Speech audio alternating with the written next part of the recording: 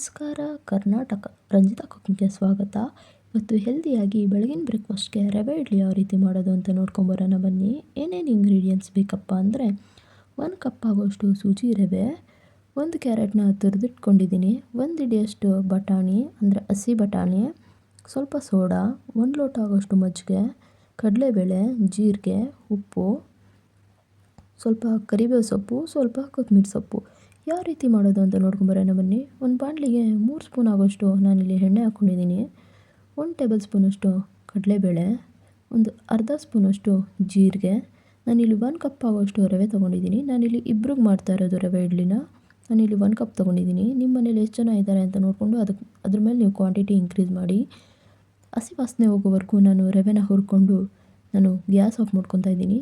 ನಂತರ ಕರಿಬೇವು ಸೊಪ್ಪು, 1 ಕ್ಯಾರೆಟ್ ತುರಿದಿರೋ ಅಂಥದ್ದು, ಮತ್ತು 1 ಹಿಡಿಯಷ್ಟು ಹಸಿ ಬಟಾಣಿ ತೊಗೊಂಡಿದ್ದೀನಿ. ಒಣ ಬಟಾಣಿ ತೊಗೊಬೇಡಿ, ಚೆನ್ನಾಗಿ ಬೇಯಲ್ಲ.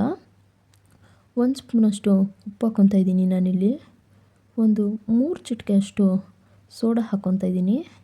ಇಷ್ಟನ್ನು ಚೆನ್ನಾಗಿ ಮಿಕ್ಸ್ ಮಾಡಿಕೊಂಡು ನಂತರ ಕೊತ್ತಂಬರಿ ಸೊಪ್ಪು ಹಾಕ್ಕೊಂಡು ಮಿಕ್ಸ್ ಮಾಡಿ ನಾನಿಲ್ಲಿ 1 ಲೋಟ ಆಗೋಷ್ಟು ಮಜ್ಜಿಗೆ ಪೂರ್ತಿ ತೊಗೊಂಡಿದ್ದೀನಿ.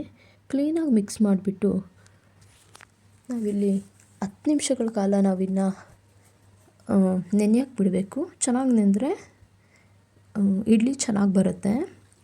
ನೆನೆಯೋ ಅಷ್ಟರಲ್ಲಿ ನಾನಿಲ್ಲಿ ಇಡ್ಲಿ ಪ್ಲೇಟ್ಸ್ಗೆಲ್ಲ ಎಣ್ಣೆ ಹಚ್ಚಿಟ್ಕೊಂಡು ಗಾರ್ನಿಷಿಗೆ ಗೋಡಂಬಿ ಇಟ್ಕೊತಾ ಇದ್ದೀನಿ. 10 ನಿಮಿಷ ಆಗಿದೆ.